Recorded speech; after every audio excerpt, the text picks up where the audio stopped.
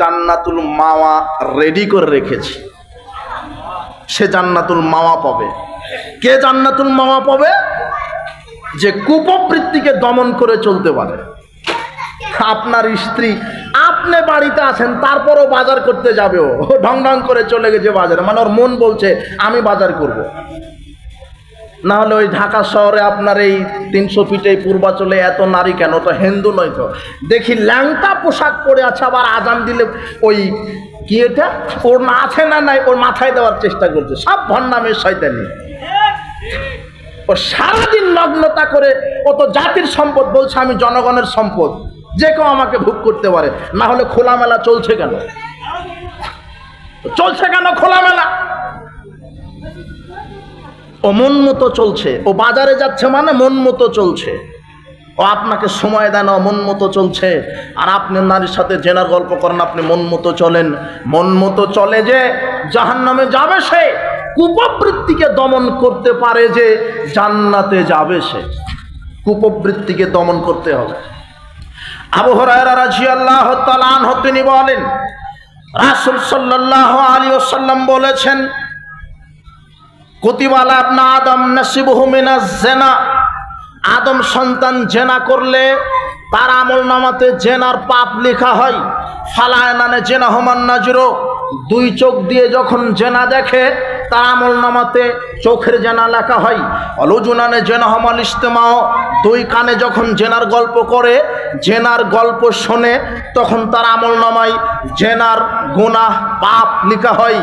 অল্লেসানু জেনাহুল কালাম, জিহ্বা দিয়ে যখন জেনার গল্প করে তখন জেনার পাপ লেখা হয়। অলিয়াদু জেনাহাল বাদশ, যখন হাত দিয়ে জেনা করে হাতের জেনা লেখা হয়। আর রিজলু জেনাহুল খোতা, যখন পা দিয়ে জেনা করে পায়ের জেনা লেখা হয়। মানুষ চোখ দিয়ে, মুখ দিয়ে, কান দিয়ে, হাত দিয়ে, পা দিয়ে জেনা করে, এটা জেনার প্রথম ধাপ। এরপরে মুহাম্মদ সাল্লাল্লাহু আলাইহি ওয়াসাল্লাম বলছেন, ওই সাদ্দিকু জালিকাল ফারজুকাযবুহু, চোখ দিয়ে মন দিয়ে পরিকল্পনা করতে করতে জেনাকে শরীর দিয়ে বাস্তবায়ন করে, তখন সে বড় থেকে বড় কাবিরা গুনার হকদার হয়, তখন সে শাস্তির হকদার হয়। এই জন্য চোখ দিয়ে মোবাইল টিভিতে নগ্ন নারী দেখা, রাস্তাঘাটে নগ্ন নারী দেখা, এটা চোখের জেনা। অন্তর দিয়ে পরিকল্পনা করা, এটা অন্তরের জেনা। হাত দিয়ে পরনারী স্পর্শ করা হাতের জেনা। পা দিয়ে জেনা রাস্তায় চলা, এটা পায়ের জেনা। সব আল্লাহ ফেরেশতার মাধ্যমে লিপিবদ্ধ করে রাখছেন। মুআয বিন জাবাল রাদিয়াল্লাহু তাআলা আনহু তিনি বলেন, রাসূল সাল্লাল্লাহু আলাইহি ওয়াসাল্লাম বলেছেন, ইন্নাল আমরা বাদা নবুওয়াতান ওয়া রাহমা, ইন্না হাযাল আমরা বাদা নবুওয়াতান ওয়া রাহমা। শোনো পৃথিবীর মানুষ, পৃথিবীতে নেতৃত্ব শুরু হয়েছে আল্লাহর নবী দ্বারা, আল্লাহর দয়া দ্বারা। সম্মায়ে কোনো খেলাফাতান ওয়া রাহমা, এরপরে রাষ্ট্র ক্ষমতা চলবে খলিফা দ্বারা। সম্মা মুলকান আজুজান, এরপরে আসবে জুরজার মুল্লুকতার, রাতারাতি মেরে মানুষ নেতা হবে জুরজার মুল্লুকতার। সম্মা কায়নুন জাবরিয়াতান ওয়াতুয়ানা ফাসাদান ফিল আরদে, এরপরে আসবে মানুষ যে কোনো মূল্যে নেতা হবে। মানুষকে হত্যা করে হোক, গুম করে হোক, মানুষকে হত্যা করে হোক, মানুষকে গুম করে হোক, মানুষকে ফাঁসি দিয়ে হোক, মানুষকে ছুলে চড়িয়ে হোক, ক্ষমতা তাকে টিকে থাকতে হবে। এরপরে আসবে এরকম নেতৃত্ব চলে আসবে যখন এইভাবে নেতারা জোর করে ক্ষমতায় থাকবে, ইয়াস্তাহিল্লুনাল হারিরা, তখন এরা রেশমি পোশাককে হালাল মনে করবে, অথচ পুরুষের জন্য রেশমি পোশাক ব্যবহার করা হারাম। এক, রেশমি পোশাক হারাম, অথচ এরা রেশমি পোশাককে হালাল মনে করবে। অল ফুরুজা, এরা জেনাকে হালাল মনে করবে। অল খুমুরা, এরা মদ পানকে হালাল মনে করবে। ইরসাকুনা আলা যালিক, এদের রুজি টাকা পয়সা বেশি হয়ে যাবে। অয়ং সারুনা, এদের সাহায্যকারী দল সংখ্যা বেশি হয়ে যাবে। হাত্তায়াল কুল্লা, এভাবে এরা আল্লাহর সাথে সাক্ষাৎ করবে। এরা হলো মহাপাপী। তাহলে পৃথিবীতে এমন একটা সময় চলে আসবে বা এসেছে যখন নেতা নেত্রীরা জেনাকে হালাল মনে করবে। না হলে এইভাবে নষ্টামির মতো নারী ক্ষমতায়নের নামে নারীকে আলু বেগুন পটলের মতো রাস্তায় নামিয়ে দিতে পারে। নারী মনে করেছে এটা হলো ক্ষেতের ফসল, আলু পটল দোকানে বিক্রি হবে, নারীও তো পণ্য, এরা সমান অধিকার চাচ্ছে। আরে গাধা, ইসলাম সমান অধিকারের কথা বলেনি, ইসলাম ন্যায্য অধিকারের কথা বলেছে। যদি সমান অধিকার দিতে হয় পুরুষ খেজুর গাছ থেকে খেজুরের রস পাড়ে, ওর বউকে পাঠিয়ে দিতে হবে রস পাড়ার জন্য। আর পুরুষ তো দাঁড়িয়ে পেশাব করতে পারে, সমান অধিকার, ও বেটিকে দাঁড়িয়ে পেশাব করতে লাগিয়ে দিতে হবে।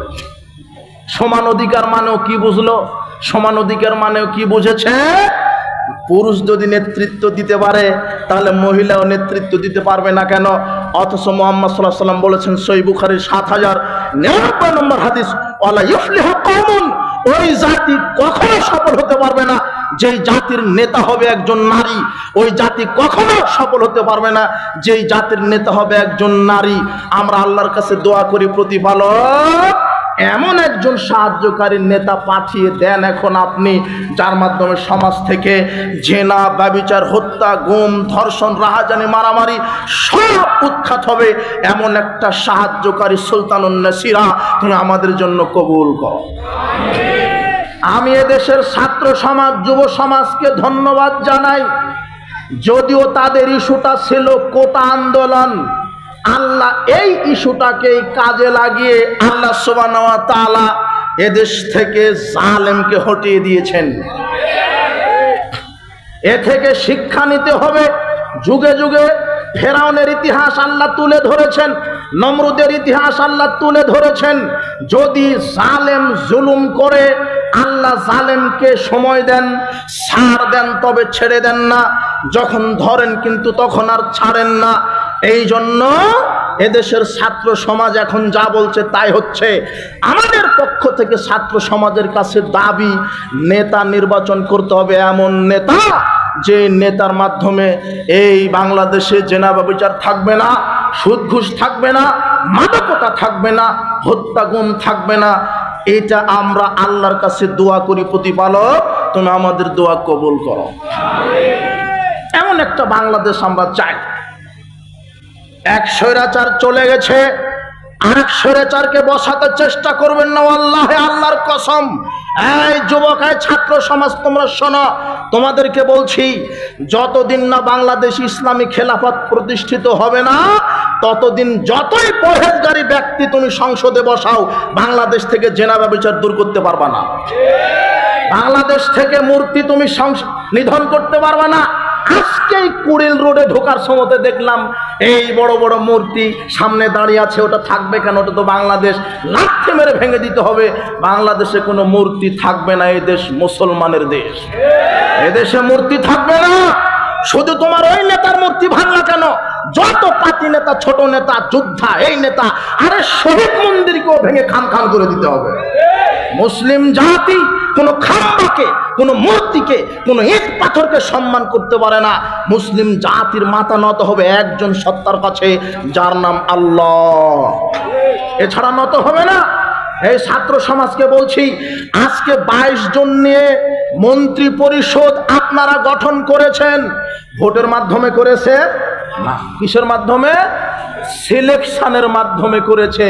তো সিলেকশনের মাধ্যমে যদি 2 মাস 2 বছর চলতে পারে, এই সিলেকশনের মাধ্যমে 100 বছর চলতে পারে না? পারে। ইসলামী খেলাফত চাচ্ছি, তোমাদের কাছে দাবি, আপনাদের কাছে দাবি। ছাত্র সমাজ আজকে তোমরা যা বলবে তাই হবে, কথাই ঠিক। তোমরা বলো, আমরা সংসদে নাস্তিকদেরকে দেখতে চাই না, আমরা সংসদে দেখতে চাই বাংলাদেশের আলেম ওলামাকে। আমরা সংসদে মানুষের তৈরি করা ইহুদি নাস্তিকবাদী সংবিধানের গোলামি করতে পারি না। আমরা সংসদে সংবিধান হিসেবে দেখতে চাই আল কোরআন আর আল হাদিস। সৌদি আরবে কোনো সংবিধান নাই। সৌদি আরবে সংবিধান একটাই, তার নাম কি? কোরআন। সংসদে সংবিধান হবে কোরআনের, সংবিধান হবে হাদিসের।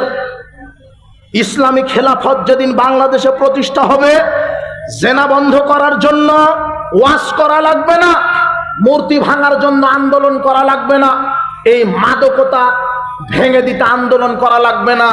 কোরআনের পাওয়ার দেখবেন। কোরআন শুধু র্যাকেট উঠানোর জন্য আসেনি, রমাদানে কোরআন খতম দেওয়ার জন্য আসেনি। কোরআনে যেমন ইবাদত আছে, আইন আছে, কোরআনে যেমন ফতোয়া আছে তেমন আইন আছে। কোরআনের ক্ষমতা দেখবেন, সংসদে বসিয়ে দেখেন যে আজকে চোর তার হাত থাকবে না। সংসদে বসিয়ে দেখেন যে আজকে জেনাকার বিবাহের পরে জেনা করেছে তার বেঁচে থাকার অধিকার থাকবে না। যে আজকে দুর্নীতিবাজ সে বাহিরে ঘুরতে পারবে না। যে আজকে মদখোর তাকে 80 লাঠি 40 লাঠি পিটাতে হবে। এগুলি কোরআনের হুকুম। যখন এই আইন বাস্তবায়ন হবে কোরআনের, তখন ওয়াজ করা লাগবে না ভাই। এমনিতেই মাদকতা দুর্নীতি 7 সমুদ্র পার হয়ে পালিয়ে চলে যাবে। আমরা চাচ্ছি সংসদে কোরআন হাদিস। তোমরা দল তৈরি করছো, আপনারা দল তৈরি করছেন। আমরা কোনো দলীয় রাজনীতি বাংলাদেশে চাই না। আমরা বাংলাদেশে চাই নির্দলীয় সরকার, নির্দলীয় রাজনীতি। দলীয় রাজনীতি দেখবেন আপনার আজকে এক দল ক্ষমতায় যাবে আর এক দল পরাধীন হবে। দলীয় রাজনীতি গণতন্ত্রের ফজিলত আছে। গণতন্ত্রের ফজিলত কি জানেন?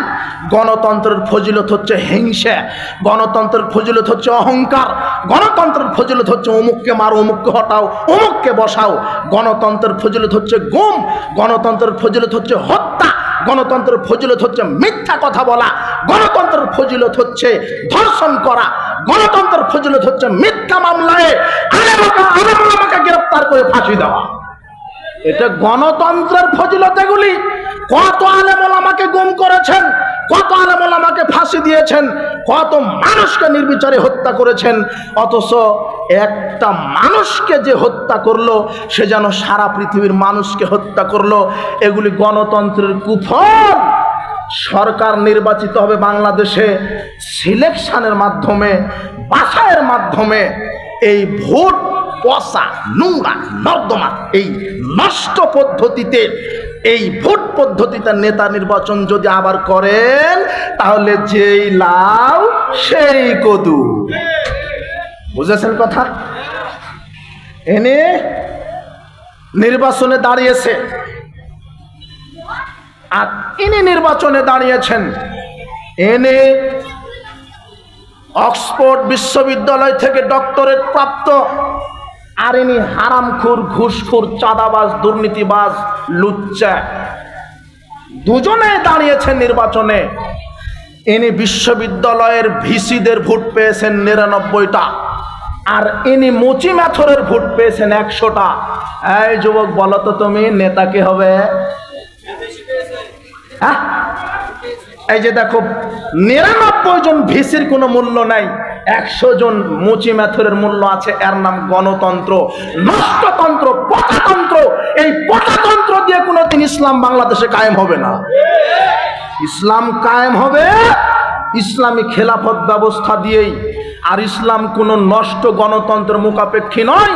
আল্লাহ বলছেন হুয়াল্লাযী আরসালা রাসূলাহু বিল হুদা ওয়া দীনিল হক লিইয়ুযহিরাহু আলাদ দীনি কুল্লি। আল্লাহ বলছেন আমি আমার রাসূলকে পৃথিবীতে প্রেরণ করেছি সত্য দিন হক ইসলাম নিয়ে, যাতে করে মানব রচিত যত ইজম মতবাদ সবকে কবর দিতে পারে। বিশ্বাস করেন গণতন্ত্রকে মেনে নিলে বাংলাদেশে কোনোদিন ইসলাম কবুল হবে? ভোট পদ্ধতি বাতিল করুন, ইসলামী খেলাফতের নিকটে মাথা নত করুন, সংসদে আলেম ওলামাকে বসান, সংবিধানে মানুষ রচিত সংবিধান বাতিল করে কোরআন হাদিসকে স্থান দেন, তাহলে বাংলাদেশ স্বর্ণের টুকরা হয়ে যাবে ইনশাআল্লাহ। আর যদি এই সংবিধান থেকেই যদি জিবরাইলকে ক্ষমতায় বসান, তারপরেও মূর্তি পূজা করা লাগবে, শহীদ মন্দিরে যাওয়া লাগবে। শহীদ মিনার বলেন নাকি আপনারা? ওটা বলবেন কি শহীদ মন্দির, কেননা মন্দিরে যা হয় শহীদ মিনারে তাই। বুঝেননি কথা? আলেম ওলামা নেতৃত্ব দিবে, সংবিধান হবে কোরআন হাদিস, তাহলে দেশটা স্বর্ণের টুকরা হবে। আমি বুঝাতে পারছি না। এখন যদি সিলেকশনে চলে তাহলে প্রধানমন্ত্রী সিলেকশনে হতে পারে না? পারে। 1 মিনিট লাগবে না নেতা নির্বাচন করতে, 1 মিনিট সময় লাগবে না। অথচ এমন নেতা নির্বাচনের পদ্ধতি বাংলাদেশে যে হাজার হাজার কোটি টাকা খরচ করা লাগে। হত্যা করা লাগে, গুম করা লাগে, তারপরে নেতা নির্বাচন হয়। আর এই ভোটের সময়, নির্বাচনের সময় আল্লাহর বান্দাদের দাম হয়ে যায় 5 টাকা। কয় টাকা? কয় টাকা? কুরবানির সময় যখন আসে তখন একটা ছাগলের দাম হয় 15 লক্ষ টাকা। বলেন তো কত লাখ? 15 লাখ। কুরবানির সময় বাংলাদেশে একটা ছাগল হয় কত লাখ টাকা? আর নির্বাচনের সময়তে বান্দার নাম, এই ছাগল নামক বান্দাদের নাম হয় 5 টাকা। একটা চায়ের মূল্যে বিক্রি হয়ে যায়। এটা হলো কি? গণতন্ত্রের ফজিলত। এগুলা বুঝেননি কথা? অযোগ্য লোক নেতৃত্বে যায়, যোগ্য লোকেরা নেতৃত্ব পায় না। এটা গণতন্ত্রের কুফল। ছাত্রদেরকে বলছি, যুব সমাজকে বলছি, আল্লাহ তোমাদের উসিলায় বাংলাদেশকে একটা স্বৈরাচার মুক্ত করেছে। আমরা দোয়া করি বাংলাদেশে এমন একটা নেতা এখন পাঠিয়ে দিবে যে ইসলামের রাজ কায়েম করবে ইনশাআল্লাহ। এটা সম্ভব। আর তোমরা মনে করো না, ছাত্রদেরকে বলছো, আপনারা মনে করবেন না যে দুনিয়াবি সফলতা পেয়েছি মানে সফলতা। জি না, দুনিয়াবি সফলতা বড় সফলতা নয়, পরকালীন সফলতা বড় সফলতা। এই বাংলাদেশ ইসলাম তখনই কায়েম হবে। এখন তো ছাত্ররা আন্দোলন করছে কোটা সংস্কারের জন্য, নিজের অধিকার আদায়ে, দুনিয়াবি অধিকার আদায়ে গণবিপ্লব করেছে। এই গণবিপ্লব যেদিন তাওহীদের পক্ষে হবে, যেদিন ইসলামের পক্ষে হবে, যেদিন কোরআনের পক্ষে হবে, যেদিন রাসূলের পক্ষে হবে, যেদিন আল্লাহর পক্ষে গণ আন্দোলন, গণবিপ্লব হবে, সেদিনই বাংলার জমিন ইসলাম কায়েম হবে ইনশাআল্লাহ। তাওহীদের পক্ষে গণবিপ্লব করেন। নেতা নির্বাচন হবে নির্বাচনের মাধ্যমে নয়, ইলেকশনের মাধ্যমে নয়। বলেন তো কিসের মাধ্যমে? সিলেকশন। তাহলে যোগ্য লোক ক্ষমতায় আসবে। আল্লাহ সুবহানাহু ওয়া তাআলা আমাদেরকে সেই তৌফিক দান করুন। বলছিলাম, যখন কোরআনের রাজ কায়েম হবে, এদেশের সঠিক বিচার হবে। আশ্চর্য কথা, যদি কোরআনের রাজ কায়েম না হয় তাহলে বিচারকেরাই অবিচার করবে, অবিচার করবে বিচারকেরাই। আশ্চর্য কথা। আপনি কত শিক্ষা নেবেন? যারা জনগণের জান এবং মালের নিরাপত্তা দানকারী, আল্লাহ তাদেরই নিরাপত্তা কেড়ে নিয়েছিল। বুঝেননি কথা? জনগণের নিরাপত্তা দানকারী জানমালের পুলিশ বাহিনী, র্যাব বাহিনী, আল্লাহ এমন খেলা দেখালেন ভাই, তাদেরই নিরাপত্তা নাই। আমি যদি জনগণের নিরাপত্তা দিতে পারি, জনগণ আমার নিরাপত্তা দিবে, কথা আল্লাহ বলছেন। আর আমি যদি জনগণ নিরাপত্তা দিতে না পারি, দিবে না, এটা হবে না। এই জন্য সাবধান। আল্লাহ জালেমকে ছাড় দেয় কিন্তু ছেড়ে দেন না। মুদ্রার এপিট আর ওপিট করবেন না, যেই লাউ সেই কদু বানাবেন না। তাহলে যেই স্বৈরাচার শুরু হয়েছিল, আবার ওই স্বৈরাচার আবার শুরু হবে। এই জন্য নেতা নির্বাচনে জাতিকে বলছি, বিশেষ করে ছাত্র সমাজ, তোমরা আজকে যা বলবে তাই হবে। তোমরা আজকে শুধু বলো যে সংসদে কয়টা সংসদ চেয়ার আছে, কয়টা সংসদ সদস্য? 300 জন আলেমকে দেখতে চাই, তাই হবে, হবে না?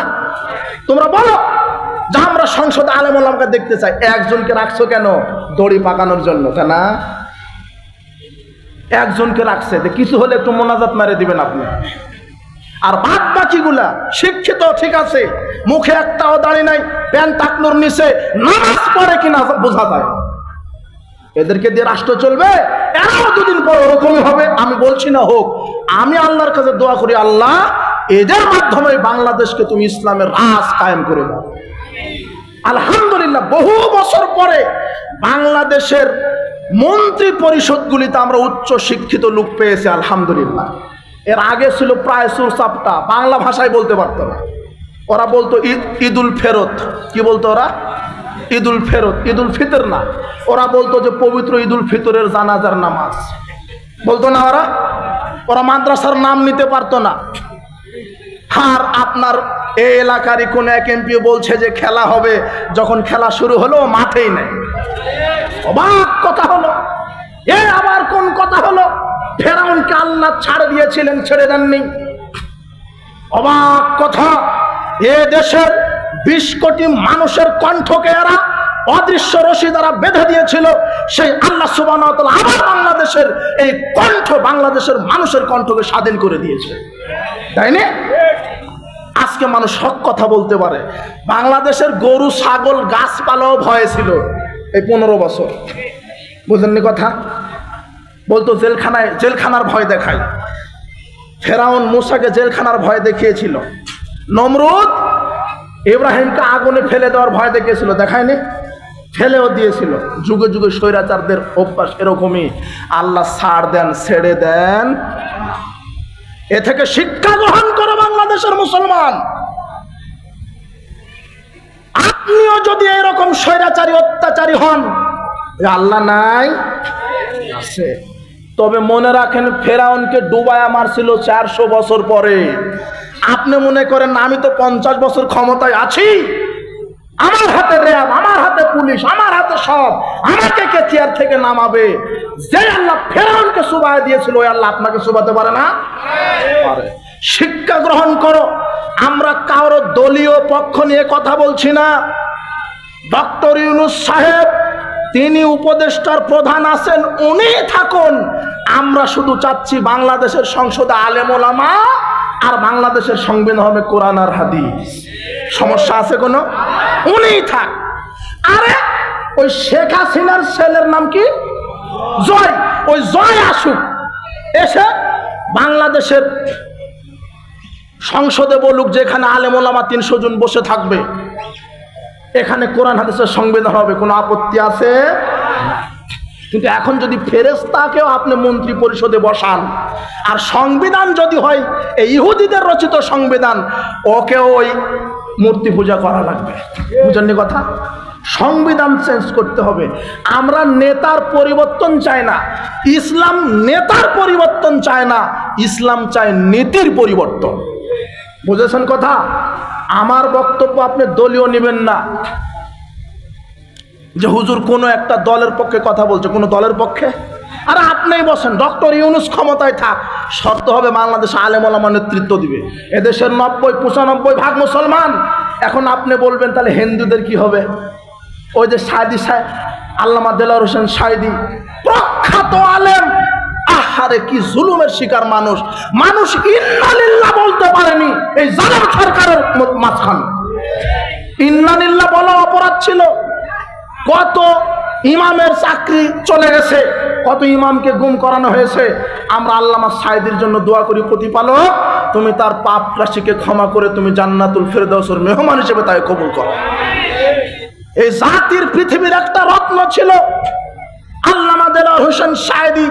13টি বছর তাকে বিনা অপরাধে জেল খাটিয়েছেন। আল্লাহ বিচার করবে, আজ হোক আর কাল হোক। জালেমের বিচার দুনিয়াতেও আল্লাহ করেন, পরকালেও আল্লাহ করেন। কারো প্রতি কোনো দলীয় সংকীর্ণতা নিয়ে আমি কথা বলিনি। আপনিও যদি জুলুম করেন আপনার বিচার হবে। বলছিলাম আল্লামা দেলোয়ার হোসেন সাইদি একটা কথা বলেছিলেন যে 95 ভাগ মুসলিম দেশে যদি ইসলামিক সংবিধানে, কোরআন হাদিসের সংবিধানে যদি রাষ্ট্র চলে তাহলে হিন্দুদের কি হবে? তখন সাইদি সাহেব বলেছিল মায়ের সে যদি মাসির দরদ বেশি হয় তাহলে তো এদের কপাল খারাপ। বুঝেননি কথা? ইসলাম সৌহার্দ্যপূর্ণ, সম্প্রীতি, শান্তিপূর্ণ ধর্ম। লা ইকরাহা ফিদ্দিন, দ্বীনের প্রতি কোনো জবরদস্তি নাই। বাংলাদেশ সংবিধানে কোরআন হাদিস প্রতিষ্ঠা হবে, বাংলাদেশ সংবিধানে ইসলামের রাজ কায়েম হবে। হিন্দুরা হিন্দু ধর্ম পালন করবে, খ্রিস্টানরা খ্রিস্টান ধর্ম পালন করবে, বৌদ্ধরা বৌদ্ধ ধর্ম পালন করবে। আল্লাহ এই কোরআনেই বলেছেন তোমরা তাদের মূর্তি দেবতা, তোমরা তাদের দেবতাদেরকে গালি দিও না, তাদের মন্দির ভেঙো না, তাদের প্যাগোডা ভেঙো না। কোরআনে না এগুলা? আল্লাহ বলেছেন তোমরা তাদের মন্দির ভাঙবা না, তোমরা তাদের প্যাগোডা ভাঙবা না, তোমরা তাদের দেবতাকে গালি দিবা না। যদি তোমরা তাদের দেবতাকে গালি দাও, তারা অজ্ঞতাবশত তারা তোমাদের রবকে গালি দিবে। বুঝেননি কথা? তাহলে বাংলাদেশে যদি ইসলাম কায়েম হয়, হিন্দুরা শান্তিপূর্ণভাবে তাদের ধর্ম গ্রহণ করবে, পালন করবে, বৌদ্ধরা তাদের ধর্ম পালন করবে, ইহুদিরা তাদের ধর্ম পালন করবে। ইসলাম শান্তির ধর্ম, কাউকে আগে আক্রমণ করে না। তবে আল্লাহর পক্ষ থেকে মনোনীত ধর্ম ইন্নাদ-দীনা ইনদাল্লাহিল ইসলাম। যদি মানুষ মৃত্যুর পরে জান্নাতে যেতে চায় তাকে কোন ধর্ম মেনে যেতে হবে? ইসলাম। আপত্তি নেই, হিন্দুরা তাদের ধর্ম মানুক, তাদের গির্জায় তারা মূর্তি পূজা করুক, যা করুক, ওটা তাদের অধিকার, বাধা দেওয়া যাবে না। ইসলাম এটা আল্লাহ বলেছেন, তাদের ধর্মে বাধা দিও না। কিন্তু যদি বলেন বাংলাদেশে যদি ইসলাম কিছু হলেই বলে সাম্প্রদায়িক, বাংলাদেশ ইসলাম কায়েম হলে হিন্দুরা কি করবে? বাহ, তাহলে এদের মায়ের চেয়ে কার দরদ বেশি হলো? মাসিক অবাক কথা। ইসলামের জ্ঞান এদের না থাকার কারণে এই দেশের সবাই নাগরিক। মুসলমানকে তো হত্যা করা বহু দূরের কথা। মান কাতালা নাফসাম বিগাইরি নাফসিন আও ফাসাদিন ফিল আরদি, আল্লাহ সুবহানাহু ওয়া তাআলা বলছেন, কেউ যদি কোনো মানুষকে হত্যা করে, এটা হিন্দু মুসলমান বলা হয়নি। আপনি যদি একজন হিন্দুকে অন্যায়ভাবে হত্যা করেন, আপনি সারা পৃথিবীর মানুষকে হত্যা করলেন। আর হিন্দুকে হত্যা করার কারণে আপনার থাকার জায়গা হবে জাহান্নাম। কোথায়? রাসূলুল্লাহ বলছেন, মান কাতালা মুআহাদান লাম ইয়ারাহ রাইহাতা ফি রিহাল জান্নাহ। রাসূল সাল্লাল্লাহু আলাইহি ওয়াসাল্লাম বলছেন, মান কাতালা মুআহাদান, যে ব্যক্তি কর দিয়ে, ট্যাক্স দিয়ে বসবাস করে এমন একটা হিন্দু বিধর্মীকেও যদি হত্যা করে, লাম ইয়ারাহ রাইহাতাল জান্নাহ, সে জান্নাতে তো যাওয়া বহু দূরের কথা, জান্নাতের সুগন্ধিও পাবে না। মুসলমানকে তো মারা বহু দূরের কথা, একজন হিন্দুকেও মারলে আপনি কিসের সুগন্ধি পাবেন না? জান্নাত। তাহলে ইসলাম শান্তির ধর্ম নয় কি? কত জঙ্গির মামলা দিবেন, খারেজির মামলা দিবেন, আহলে হাদিসদের প্রোগ্রামগুলি বন্ধ করে দেয়, কি এরা জঙ্গি, তাই না? আল্লাহর উপরে আল্লাহ এদের উপরে লানত করুন, এদের উপরে লানত করুন। বলছিলাম যে বাংলাদেশের চিত্র তখনই পরিবর্তন হবে যখন সংবিধান হবে কোরআন হাদিস, আর সংসদে থাকবে কারা? এদেশের আলেম, বিজ্ঞ আলেম। আল্লাহ তুমি এই দোয়াটা, আমাদের মোনাজাতটা তুমি কবুল করো। বলছিলাম জেনা বা বিচার, আনাস রাদিয়াল্লাহু তাআলা আনহু তিনি বলেন, রাসূল সাল্লাল্লাহু আলাইহি সাল্লামকে আমি বলতে শুনেছি, তিনি বলেছেন, কি বলেছেন? এর নামে নাসরাতিস সাত, কিয়ামতের আলামতের মধ্যে রয়েছে আরিল ফালিল, বিদ্যা উঠে যাবে, একসরাল জাহাল, মূর্খতা বেশি হবে, একসরাল জেনা বা বিচার বেড়ে যাবে, একসরা শারবুল খামর, মদ পান বেশি হবে, একলা রিজাল, পুরুষের সংখ্যা কমে যাবে, একসরা নেশা হাত্তে কোনা লিখামসেন ইমরাতান কায়মুন ওয়াহিদ, মহিলাদের সংখ্যা বেশি হবে, এমনকি একটা পুরুষের অধীনে থাকবে 50 জন নারী, মদ পান বেশি হবে, জেনা বা বিচার বেশি হবে, সমাজে জেনা বা বিচার বেশি হবে, জেনা এত বেশি হবে যে আব্দুল্লাহ ইবনে আমর রাদিয়াল্লাহু তাআলা আনহু তিনি বলেন, রাসূল সাল্লাল্লাহু আলাইহি ওয়াসাল্লাম বলেছেন, লা তাকুমুস সাত, কিয়ামত ততদিন পর্যন্ত কায়েম হবে না। কতদিন? হাত্তা ইয়াতাসাফাদু ফিত তারিক তাসাফাদুল হামির, যতদিন না যুবক যুবতী রাস্তাঘাটে গরু ছাগলের মতো, গাধা গাধির মতো রাস্তাঘাটে জেনায় লিপ্ত না হবে, ততদিন কিয়ামত হবে না। চোখে পড়ে না? আপনার 300 ফিটের দৃশ্য দেখলেই তো বোঝা যায় এরাই হলো কুকুর। এক কুকুর আর এক কুকুরের উপর যেমন উঠে গায়ে, দেখবেন যে এখানে উঠেছে, এটাই কিয়ামতের আলামত। জেনা ব্যভিচার বেশি হবে, এই যুবক, হে যুবতীর পিতা, আপনাকে বলছি, আপনার মেয়েটা উলঙ্গ হয়ে পর পুরুষের সাথে, পর যুবকের সাথে ওইভাবে ল্যাংটা হয়ে চলে, আপনার মেয়ে উলঙ্গ হয়ে চলে, আপনার স্ত্রী বাজারে উলঙ্গ হয়ে বাজার করতে যায়, আপনি কাপুরুষ। এ কথা আমি বলিনি, এ কথা মুহাম্মদ সাল্লাল্লাহু আলাইহি ওয়াসাল্লাম বলেছেন। মুহাম্মদ সাল্লাল্লাহু আলাইহি ওয়াসাল্লাম বলেছেন কি? ইয়া মাশারাশ শাবাব মান ইসতাতা মিনকুমুল বাত, হে যুবক দল, তোমাদের যদি পুরুষত্ব থাকে তাহলে বিবাহ করো। এই কথা আমার না মুহাম্মাদের? পুরুষত্ব থাকলে বিবাহ করো। তুমি মাসে 1.5 লক্ষ টাকা বেতন পাও তাই তোমার বিয়ে করার যোগ্যতা হয়েছে, এটা নয়। পুরুষত্ব কাকে বলে তুমি জানো? পুরুষত্ব মানে নিজেকে না বলে বাড়ির বাইরে যেতে পারবে না, নিজের অগোচরে বাজারে যেতে পারবে না। পুরুষত্ব মানে পিতাকে না বলে মেয়ে ওইভাবে ঢং ঢং করে কোথাও যেতে পারবে না, এর নাম পুরুষত্ব মানে তুমি, এই যুবক, আপনি বিবাহ করবেন অথচ আপনার ছেলে মেয়ে স্ত্রী সালাত আদায় করবে না, এটা হতে পারে না।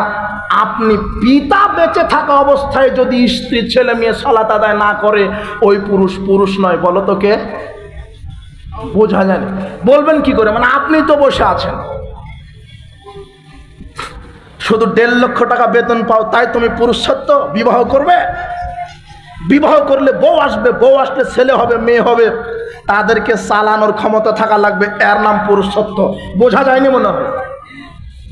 ছেলে সালাত আদায় করে না, মেয়ে পতিতালয়ে গিয়ে দেহ ব্যবসা করে, কোচিংয়ের নামে ওইভাবে ডেটিং ফেটিং করে, আর আপনার ভিতরে পুরুষত্ব আছে, এই কথা মিথ্যা। আপনার ভিতরে পুরুষত্ব নেই। আপনার স্ত্রী সালাত আদায় করবেন, আপনার ভিতরে পুরুষত্ব নেই, এই কথা আমি বলিনি। মুহাম্মদ সাল্লাল্লাহু আলাইহি ওয়াসাল্লাম বলেছেন, ইয়া মাশারাশ শাবাব মান ইসতাতা মিনকুমুল বাত, যদি পুরুষত্ব থাকে তাহলে বিবাহ করো। পুরুষত্ব থাকতে হবে। মেয়ে বেপরদায় চলবে না, স্ত্রী বাজারে যাবে না। মেয়ে বেপরদায় চলবে না, স্ত্রী বাজারে যাবে না। ইবনে ওমর রাদিয়াল্লাহু তাআলা আনহু তিনি বলছেন, রাসূল সাল্লাল্লাহু আলাইহি ওয়াসাল্লাম বলেছেন, সালাসাতুন লা ইয়াদখুলুনাল জান্নাতা, 3 শ্রেণীর মানুষ জান্নাতে যাবে না। এক, আদ-দায়ুস, দায়ুস জান্নাতে যাবে না, যার স্ত্রী যার মেয়ে ল্যাংটা হয়ে বাজারে মাঠে ঘাটে রেল লাইনে ওইভাবে পার্কে ঘোরাফেরা করে, ওই পুরুষ দায়ুস, ওই পুরুষ জান্নাতে যাবে না। 2, মুদমিনুল খামর, যারা বিড়ি সিগারেট জর্দা ইয়াবা গুল তামাক ফেনজিডিল সেবন করে, এরা জান্নাতে যাবে না। 3, রাজরাতু মিনান নিসায়ে, যেই নারী পুরুষের শার্ট প্যান্ট পরে রাস্তাঘাটে ঘুরে, এই নারী জান্নাতে যাবে না। 3 শ্রেণীর মধ্যে আপনার মেয়ে আছে, আপনি আছেন, আর আপনার স্ত্রী আছে। আপনি আছেন, আপনার স্ত্রী আছে। কে? আপনার স্ত্রী বাজারে ঢং ঢং করে ঘুরছে, ও জাহান্নামী। আপনার মেয়েটা উলঙ্গ হয়ে ঘুরছে, ও জাহান্নামী। আর আপনি হলো দায়ুস, যাবেন না। আর আপনি বিড়ি সিগারেট জর্দা ইয়াবাগুল খান, আপনি সবাই এই 3 শ্রেণীর মানুষের মধ্যে আপনি আছেন। আপনি দায়ুস, আপনি মদখুর, আর আপনার মেয়েটা, আপনার স্ত্রীটা বেপরদাভাবে চলছে, এদের উপরে জান্নাত হারাম। এই কথা মুহাম্মদ সাল্লাল্লাহু আলাইহি ওয়াসাল্লাম বলেছেন। কিয়ামত ততদিন পর্যন্ত হবে না যতদিন না মানুষ খোলা মাঠে এভাবে চেনা না করছে। চোখে পড়ে না মনে হয়? চোখে কি পড়ে না যে ল্যাংটা নারী পুরুষ যুবক যুবতী ল্যাংটা হয়ে ঘুরছে? এটি কিয়ামতের আলামত। এরা তো জান্নাতে যাবে না, যাবে না, জান্নাতের সুগন্ধি পাবে না। হ্যাঁ যুবতী মেয়ে, আপনাকে বলছি, পোশাক পরিবর্তন করে শালীন পোশাক পরিধান করেন, আপনি উলঙ্গ হয়ে ঘুরেন না, জাহান্নাম সুনিশ্চিত হবে। পরকাল খুব ভয়াবহ জিনিস, কবর খুব ভয়াবহ জিনিস। কবরের শাস্তি, জাহান্নামের শাস্তিকে উপলব্ধি করে শালীন পোশাক পরেন, উলঙ্গ পোশাক পরিবর্তন করুন। আব্দুল্লাহ ইবনে মাসউদ রাদিয়াল্লাহু তাআলা আনহু তিনি বলছেন, রাসূল সাল্লাল্লাহু আলাইহি ওয়াসাল্লামকে এক ব্যক্তি জিজ্ঞাসা করলেন, আল্লাহর নবী, আইয়ুয যামবি আকবার ইনদাল্লাহি, আল্লাহর কাছে বড় পাপ কোনগুলি? আল্লাহর নবী, আল্লাহর কাছে বড় পাপ কোনগুলি? রাসূল সাল্লাল্লাহু বলছেন, আন তাজআলা লিল্লাহি নিদ্দান ওয়া হুয়া খালাকাক, আল্লাহর সাথে শিরক করা বড় পাপ। 2, আন তাকতুল ওয়ালাদাক মাখাফাতা আয়াতামামা, সন্তানকে হত্যা করা রুজির ভয়ে, টাকা পয়সার ভয়ে, যে এত সন্তান নিলে খাবে কি, এই জন্য বাচ্চা ফেলে দিয়েছে, নষ্ট করেছে, এটা দ্বিতীয় মহাপাপ। 3, আনতুজানিয়া বিহালিলাতা জারেক, মানুষ তার প্রতিবেশীর স্ত্রীর সাথে জেনা করবে। মানুষ তার প্রতিবেশীর স্ত্রীর সাথে জেনা করবে। স্বামী থাকে চাকরি করে অন্য জায়গায়, ঢাকায়, স্বামী থাকে প্রবাসে, প্রতিবেশীর স্ত্রী একাই থাকে, এর সাথে প্রতিবেশীর যুবক জেনা করবে। এই কথা মুহাম্মদ সাল্লাল্লাহু আলাইহি ওয়াসাল্লাম বলছেন, হাদিস বুখারী মুসলিমের। পৃথিবীতে 3য় মহাপাপ, প্রতিবেশীর স্ত্রীর সাথে প্রতিবেশীর ভাইয়েরা, দোলা ভাইয়েরা, এরা জেনা করবে, যুবকেরা জেনা করবে। এটা পৃথিবীতে 3য় মহাপাপ। আপনাদেরকে সংক্ষেপে বলি, জেনা করলে দুনিয়াবি কি শাস্তি হয়, জেনা করলে দুনিয়াবি কি শাস্তি হয়। সময় সংক্ষেপ, হাদিসের ইবারত বলতে পারছি না, দুঃখিত। রাসূল সাল্লাল্লাহু আলাইহি ওয়াসাল্লাম বলছেন, 5টি বিষয়ে তোমরা আশ্রয় প্রার্থনা করো, তোমাদেরকে পরীক্ষায় ফেলা হবে। আমি মুহাম্মদ সাল্লাল্লাহু আলাইহি ওয়াসাল্লাম 5টি বিষয়ে আল্লাহর নিকটে আশ্রয় প্রার্থনা করি। তার 1, যখন সমাজে জেনা ব্যভিচার বেড়ে যাবে, তখন আল্লাহ তোমাদেরকে নতুন নতুন রোগ দিবেন, কলেরা দিবেন, ডায়রিয়া দিবেন, তোমাদেরকে এইডস রোগ দিবেন, যেগুলি তোমাদের পূর্বে কারো বংশে ছিল না, নতুন নতুন রোগ দিবে। তার প্রমাণ আজকে এইডস, আরো কত কি রোগ। জেনায় লিপ্ত হলে, রাসূল সাল্লাল্লাহু আলাইহি ওয়াসাল্লাম 1450 বছর পূর্বে বলছেন, জেনায় লিপ্ত হলে মানুষের ওপরে মহামারী চাপিয়ে দেন আল্লাহ। যারা অবৈধভাবে জেনা লিপ্ত হয়, এটা আল্লাহর পক্ষ থেকে দুনিয়াবি গজব। 1, 2, আব্দুল্লাহ ইবনে মাসউদ রাদিয়াল্লাহু তাআলা আনহু বলছেন, রাসূল সাল্লাল্লাহু আলাইহি ওয়াসাল্লাম বলেছেন, ইযা যারা ফি কারিয়াতিন, যখন কোনো সমাজে প্রকাশ পায় কি, আর রিবা ও জেনা, সুদ এবং জেনা যখন কোনো এলাকায়, যখন কোনো শহরে, যখন কোনো দেশে দুইটা জিনিস প্রকাশ পায়, এক রেবা সুদ ও জেনা, জেনা বা বিচার, যখন কোনো এলাকায় এই দুইটা পাপ প্রকাশ পায়, জাহারাল ফাকর আল মাসকানা, তখন আল্লাহ তাদেরকে ফকির করবেন, ভিক্ষুক করবেন, তাদেরকে নিঃস্ব করবেন, আজ হোক আর কাল হোক করবেনই করবেন। এটা মুহাম্মদ সাল্লাল্লাহু আলাইহি ওয়াসাল্লাম বলছেন। পৃথিবীতে আশ্চর্য তিনটা পাপ আছে, আজকেও কার আগামীকাল হোক আপনি ভিক্ষুক হবেনই হবেন। এক, কেউ যদি সুদ খায় সে ভিক্ষুক হবে, আজ হোক আর কাল হোক, সে হোক অথবা তার বংশের কেউ হোক, হবে, একথা মুহাম্মদ সাল্লাল্লাহু আলাইহি ওয়াসাল্লাম বলছেন। দুই, কেউ যদি জেনায় লিপ্ত হয় সে আজ হোক আর কাল হোক ভিক্ষুক হবেই। তিন, কেউ যদি পিতামাতার সাথে খারাপ ব্যবহার করে সে আজ হোক আর কাল হোক ভিক্ষুক হবেই। পৃথিবীতে আশ্চর্য তিনটা পাপ, পৃথিবীতে আশ্চর্য তিনটা পাপ। যখন এই হাদিস আসছে, তিনটা পাপ সরাসরি বলা নাই, পিতামাতার ওই হাদিসটার আলোকে বলা হচ্ছে। ও আচ্ছা, জি, আমাদের প্রধান